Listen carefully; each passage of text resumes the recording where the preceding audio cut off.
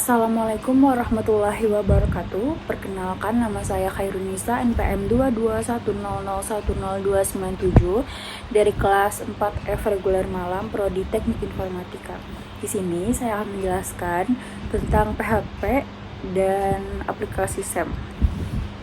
Pertama-tama kita buka dulu aplikasi SEM-nya. Di sini ada tersedia Apache, MySQL, FileZilla, Mercury, dan Tomcat. Kita memerlukan aplikasi Apache-nya ya. Kita start dulu. Nah, sesudah di start, jangan lupa kita buka file Explorer-nya. Nah, terus lanjut kita pilih aplikasi htdocs dan bikin file baru namanya php-pers. Karena di sini tempat kita nanti akan menyimpan file root yang akan kita jalankan nanti. Oke. Nah, terus untuk mengakses kita memerlukan browser. Kalau saya menggunakan Google Chrome. Klikkan di sini localhost strip php first. Kita enter. Nah, ini adalah isi dari localhost. Karena ini sudah saya bikin, nanti saya akan menjelaskannya satu persatu. Oke, selanjutnya kita buka Visual Code Studio. Karena saya menggunakan Visual Code Studio, bisa juga pakai Notepad, tapi saya lebih kenal dengan Visual Code Studio. Nah, sekarang kita sudah membuka aplikasi Visual Code Studio-nya. Tadi saya sudah sempat membuka foldernya ya. Caranya tinggal klik file ini, terus kita open folder, terus cari di mana tempat kita menaruh si PHP first ini. Nah, lanjut.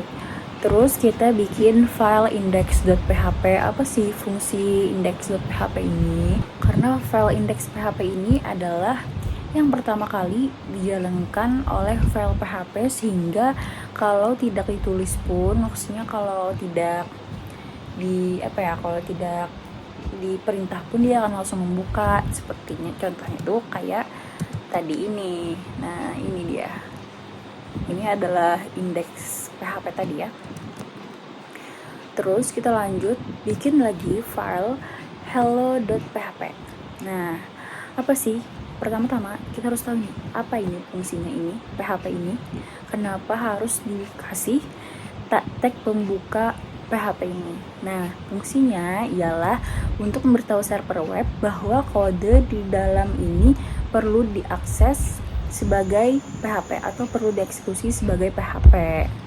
Nah, terus di sini diketikkan echo. Apa sih fungsi echo ini? Echo ini adalah perintah untuk menampilkan data atau print untuk menampilkan di browsernya itu loh. Nah, contohnya kayak gini kan. Echo H2 Hello World Selamat Belajar PHP. Oke, kita jalankan caranya. Kan ini sudah diketikkan kan localhost php first, lalu kita tambahkan di sini sesuai namanya ini hello.php. Kita enter. Nah, ini adalah echo yang tadi dimaksud. Nah, lalu kita lanjut ke variable.php. Jangan lupa bikin variable.php-nya. Terus ini dia variabel-variabelnya. Bedanya PHP dan yang lainnya itu adalah PHP ini adalah tipe dari dynamic type. Nah, berarti kita tuh kada perlu lagi menggunakan tipe data seperti var a atau string atau integer. Jadi itu tidak perlu lagi pakai tipe data yang seperti itu. Sekarang kalau di PHP kita cuman perlu seperti ini. Nah, menggunakan $, ini nama sama dengan tanda petik Khairunisa. Berarti si PHP ini udah bisa baca, oh berarti kalaunya ini tipenya adalah string. Kalau yang ini $S semester sama dengan 4, berarti dia udah bisa baca bahwa ini tipenya adalah integer gitu. Terus kita klikkan saja echo sama dengan nama kamu, terus pakai variabelnya, Anda sedang di master pakai variabel semester, dan nilai matkul web Anda adalah variabel nilai. Kita jalankan ya. Oke. Kita jalankan di sini. Localhost PHP first. Kita klik tadi variabel .php. Nah, seperti ini nih. Oh, ini bisa diperbaiki ya, guys. Kita pakai ini. Kita spasi.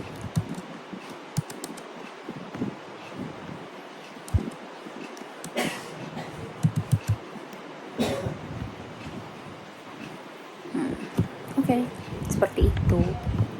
Oke, sekarang kita lanjut ke operator .php. Kita klik, kita bikin file operator.php. Nah, terus apa sih operator itu?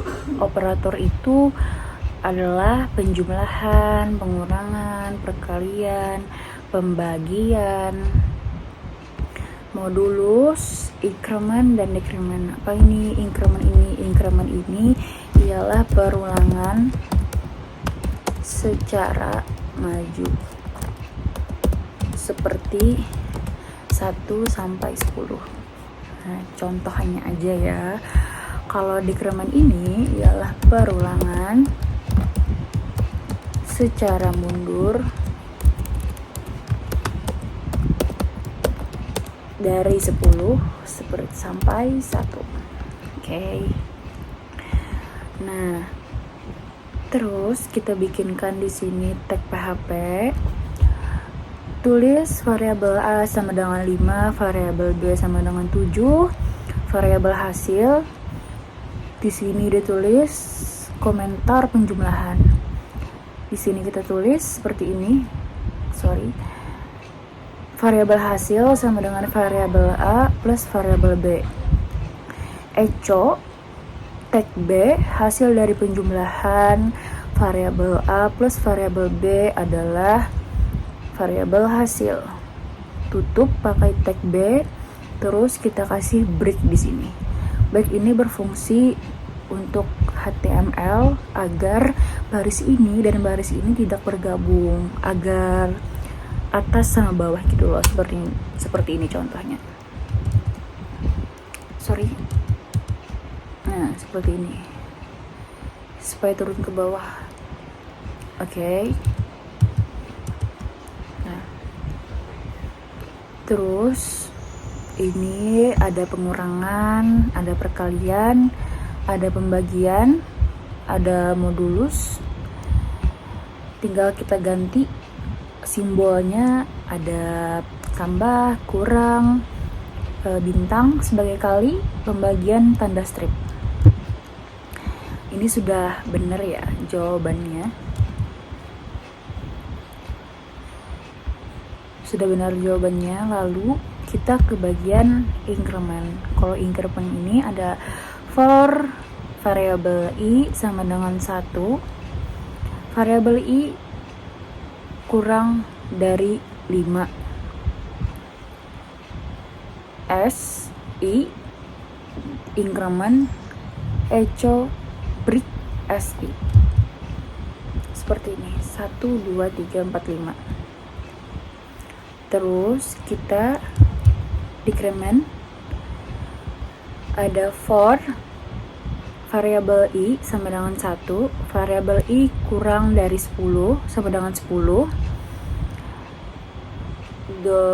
variabel i plus echo br variabel i. Seperti ini. Salah deh. Oke, kita perbaiki dulu. Kayaknya kita salah codingannya. Jadi ini ada for variabel i sama dengan 1, titik koma variabel i kurang dari 0. Oke, kita perbaiki.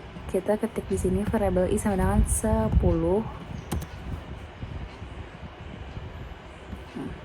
Sorry.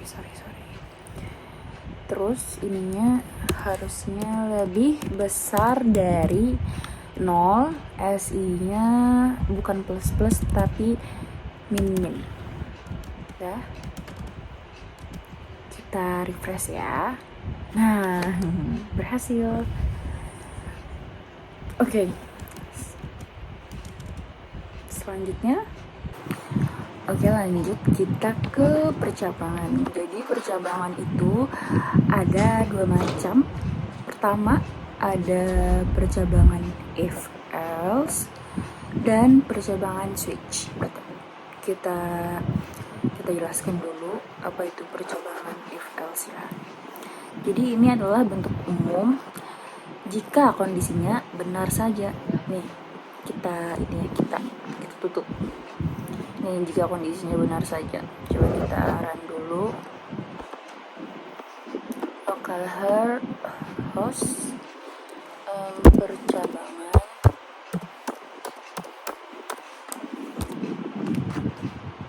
if happen. Nah, ini adalah bentuk jika benar saja, maka maksudnya itu kita cuma memerlukan if itu. Terus else if ini berguna jika bentuk if lebih dari 1. Jika terpenuhi, maka statement yang satu ini akan dijalankan. Jika tidak terpenuhi, maka statement else if ini yang di bawah ini yang akan dijalankan, yang akan dipilih gitu loh. Contohnya kayak hari Kamis. Terus kita refresh lagi sini. Nah, kan gitu maksudnya. Atau kita ngetik hari Senin. Kan di sini nggak ada hari Senin, adanya ini. Kita ketik di sini hari Senin. Nah, gitu maksudnya guys. Oke. Terus kita pindah ke percabangan switch. Nah, jadi ini adalah bentuk dari percabangan switch. Ini adalah percabangan switch case, sama halnya seperti if. Bedanya switch ini akan mengecek variabelnya dulu. Ini adalah variabelnya. Lalu dibandingkan dengan kondisinya, ini kondisinya. Dibandingkan dengan case maksudnya mungkin. Jika si variabel ini terpenuhi dalam kondisi ini, maka akan langsung dieksekusi kodenya. Contoh, ini ada variabel sama dengan 80. Jadi dia akan mencari yang case-nya 80. Kan ini kodenya A, berarti dieksekusinya dengan kode A, maka di bawahnya harus ditambahkan perintah break agar di bawahnya ini tidak dieksekusi kembali. Jadi bila sudah bertemu dengan perintah yang benar, maka selesailah perintahnya di sini. Seperti itu. Kan ini variabel nilainya ada 80. Terus kita eksekusi di sini. Kita cek variabelnya. Kita hapus. Localhost first, terus kita tambahkan percabangan switch.php. Nah, keluarnya nilainya A saja kan. Oke. Next. Oke, kita ke perulangan sekarang. Jadi perulangan ini atau sering disebut looping merupakan proses yang dilakukan secara berulang dalam batas yang telah ditentukan. Sebenarnya di PHP ini ada 4 jenis perulangan, yaitu ada for, while, dan for each. Tapi di sini kita akan memakai 3 saja, yaitu for, while, dan do while. Oke. Pertama-tama kita buka dulu yang for. Ini udah kita buka ternyata. Jadi ini ada for variabel i sama dengan 0, titik koma variabel i kurang dari 100, maka diinkrementkan. Nah, lalu kita tulis di sini bloknya yang akan diulang seperti echo dalam kurung, maksudnya dalam tanda petik ini adalah perulangan ke